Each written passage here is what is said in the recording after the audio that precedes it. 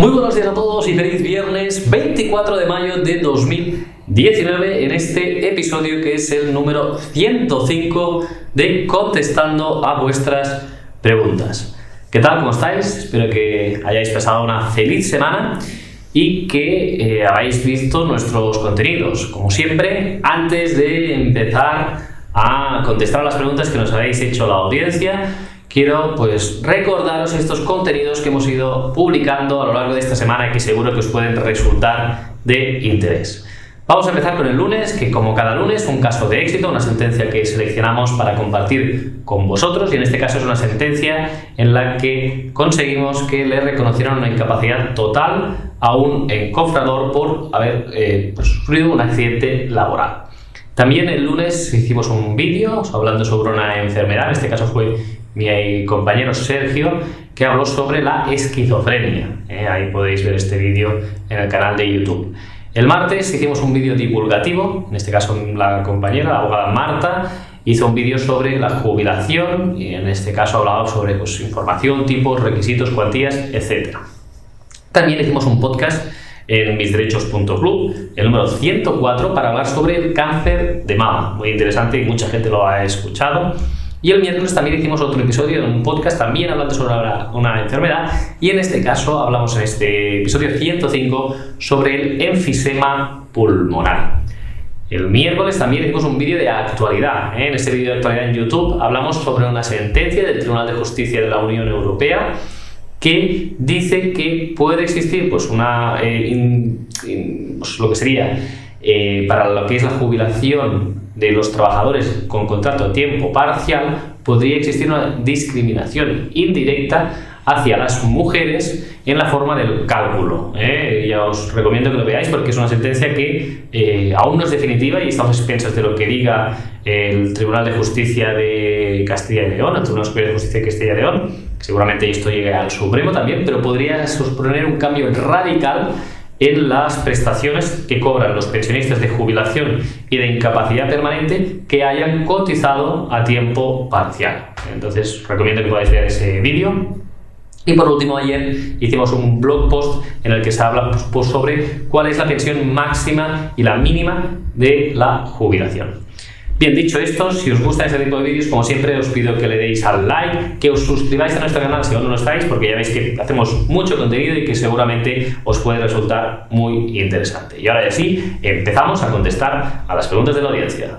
La primera pregunta nos la hace en este caso Fernando Barrios y nos dice: otra cosa nueva que aprendemos, muchísimas gracias por vuestro trabajo. Tengo una pregunta. Si uno tiene un accidente y está de baja, si estando de baja se contrata un seguro de vida e incapacidad permanente, si además no te preguntan nada al contratarlo, ¿cubriría si después de la incapacidad temporal te conceden la incapacidad permanente? Muchas gracias y un saludo. Bien, muchísimas gracias por la pregunta, Fernando. En este caso debemos contestar lo siguiente. En el tema de seguros de vida es muy importante que declaremos los riesgos al momento de contratar el seguro, porque si no, en base a la ley de contrato de seguros nos pueden excluir la indemnización, es decir, rechazar el siniestro porque la patología era previa a la contratación de ese seguro y se conocía de dicha circunstancia. Normalmente te preguntan si tienes algún tipo de enfermedad, un cuestionario de salud y demás. Por lo tanto, si ya se sabe que se tiene esta enfermedad, que se está de baja y que es susceptible de que tenga una incapacidad permanente, si no se ha declarado, lo puedes contratar el seguro, evidentemente, pero la indemnización por ese concepto es muy difícil que te la puedan reconocer, porque es un riesgo que se ha ocultado a la compañía de seguros y por lo tanto te lo denegarían si solicitas la indemnización. Por lo tanto, si te encuentras en esa situación, lo mejor es decirlo a la compañía y decir: oye, pues tengo esta enfermedad, ellos te valorarán el riesgo y si lo aceptan, entonces sí que te pagarán una indemnización. Pero si lo ocultas y, insisto, se tiene que estudiar cada caso, pero si es una enfermedad que ya está de baja, que es previsiblemente definitiva y que te puede robar una incapacidad permanente, pues entonces no estaría cubierto ese riesgo. Muchísimas gracias por la pregunta, Fernando. Vamos con la siguiente, nos la hace Pedro Mauri y dice: una pregunta, yo tengo 55 años, pero no llego a tener los 15 años de cotización con la nueva reforma, ¿tendría derecho a cobrar? Gracias. Bien, pues Pedro se refiere al subsidio de mayores de 52 años. Y en este caso debemos decir que pues, uno de los requisitos de la prestación del subsidio de mayores de 52 años es haber cotizado 15 años y 2 años en los últimos 15 años. Estos son los requisitos de la jubilación ordinaria, porque uno de los principales requisitos del subsidio de mayores de 52 años, aunque hay muchos otros, como hemos visto muchas veces, es el cumplir todos los requisitos para la jubilación ordinaria, excepto la edad, ¿de acuerdo?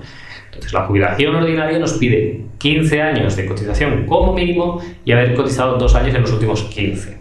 ¿Cómo se puede acceder a la jubilación ordinaria sin haber cotizado 15 años? Pues viendo lo que habíamos visto antes, si uno ha cotizado a tiempo parcial, se aplica un coeficiente de parcialidad. Y este coeficiente de parcialidad lo que hace es que, a lo mejor, pues si he trabajado menos años, es decir, he trabajado menos de 15 años, pues se aplicará el coeficiente de parcialidad, puede ser que pueda acceder yo a la jubilación ordinaria. Por lo tanto, cumpliendo esos requisitos, también los cumplirías para el subsidio de mayores de 52 años. Muchísimas gracias por la pregunta, Pedro.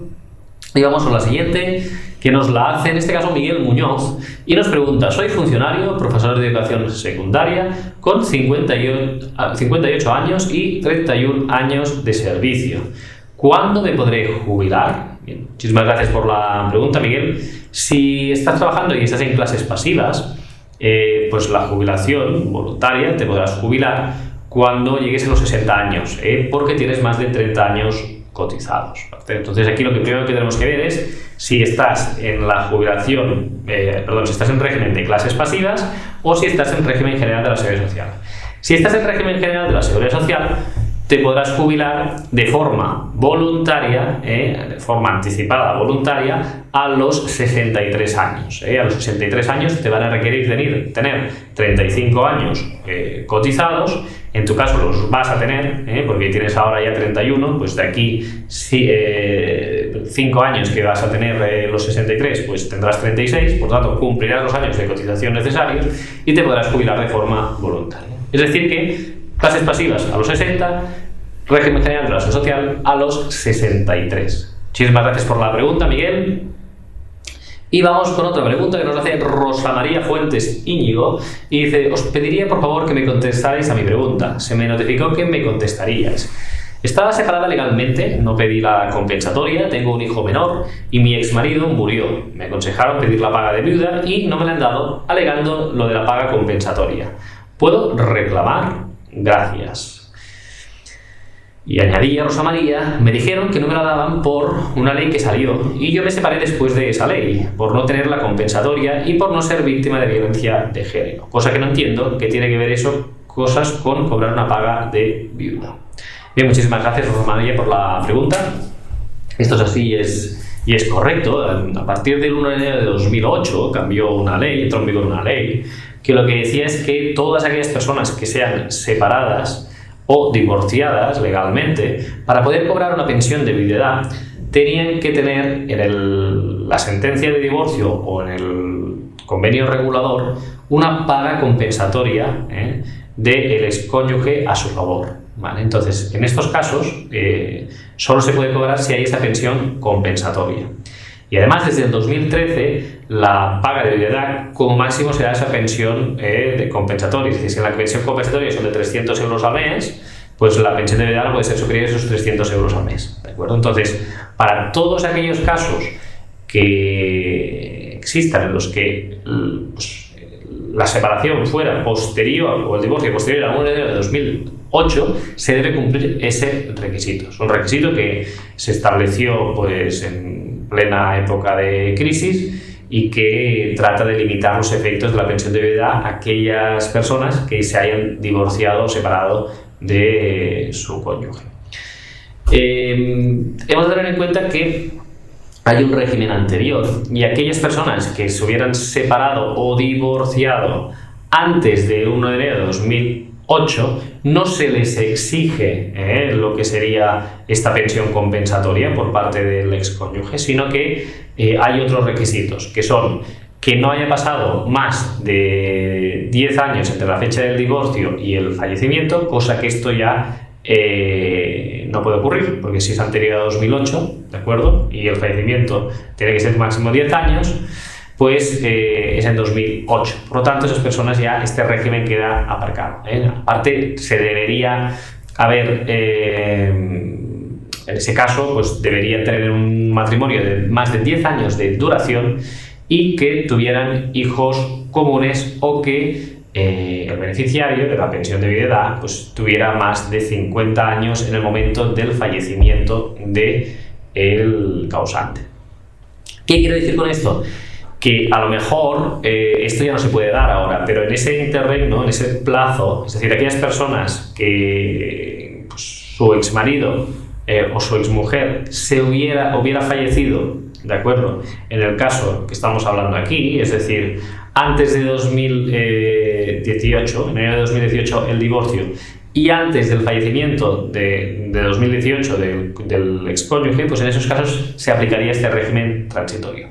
Como es un tema bastante complejo y que en 2013 hubo otra actualización, vamos a hacer un vídeo explicativo sobre la pensión de viudedad para los casos de excónyuges en los que estén separados o divorciados judicialmente. Muchísimas gracias por la pregunta y espero que te quede más claro, Rosa María, el hecho de por qué no cobras una pensión de viudedad.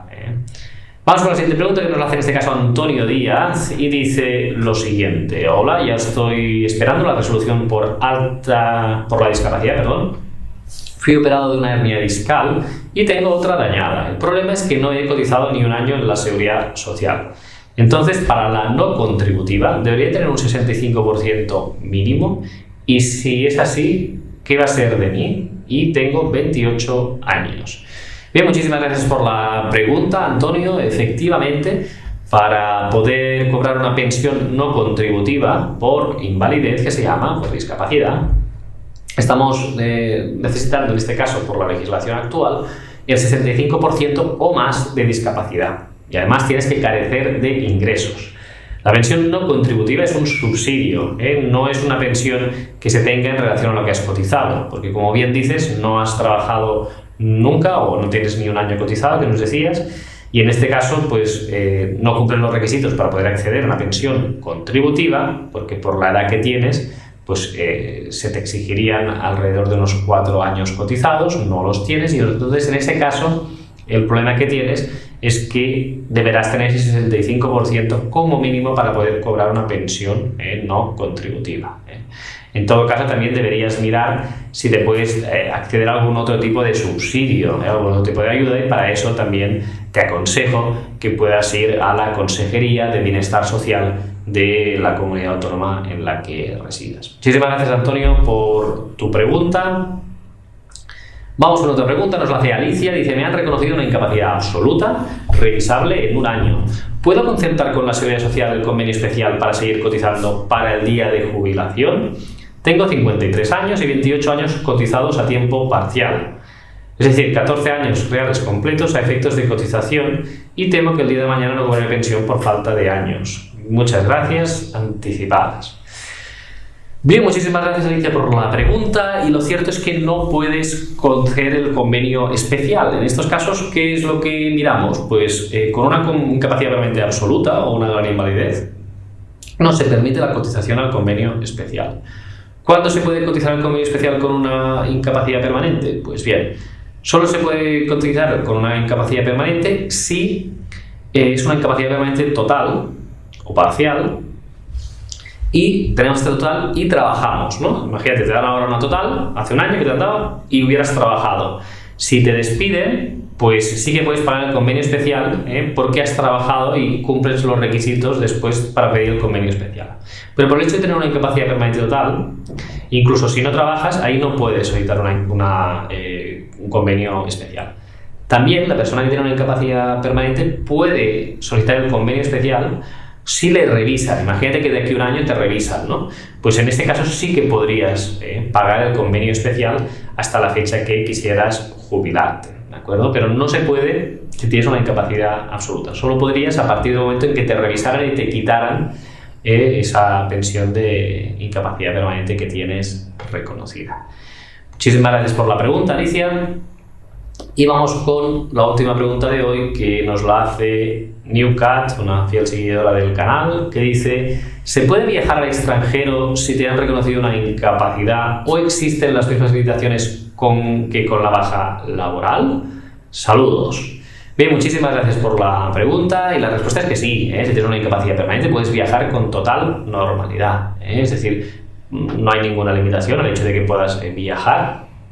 Lo que se debe tener en cuenta aquí es que si quieres estar en el extranjero también es posible, es decir, imagínate que, y he tenido muchos clientes pues que han decidido ir a vivir a un país extranjero, ¿no? Por ejemplo a Latinoamérica, porque se puede vivir bien con una pensión pues aquí baja y a lo mejor cuesta vivir aquí, pues se van al extranjero. Bien, pues estas personas pueden cobrar la pensión de incapacidad permanente incluso estando en el extranjero. Entonces esto se tiene que notificar a la Seguridad Social, y lo único que haces es notificar, decir que estás en el extranjero, cobras la pensión sin ningún tipo de problema, incluso en un banco extranjero.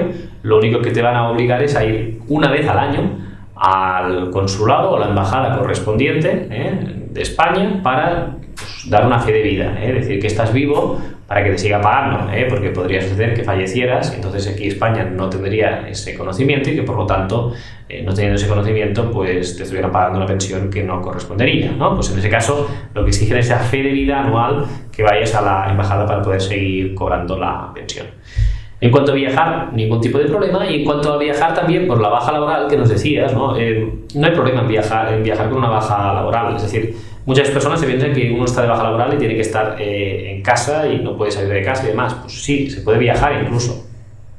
Eso se puede viajar siempre y cuando sea compatible con la lesión que tenemos y no nos suponga pues una agravación. Es decir, tenemos que hacer el tratamiento médico que tengamos prescrito. Si tenemos rehabilitación, etcétera, y tenemos que estar aquí, pues no podemos irnos, eso es evidente.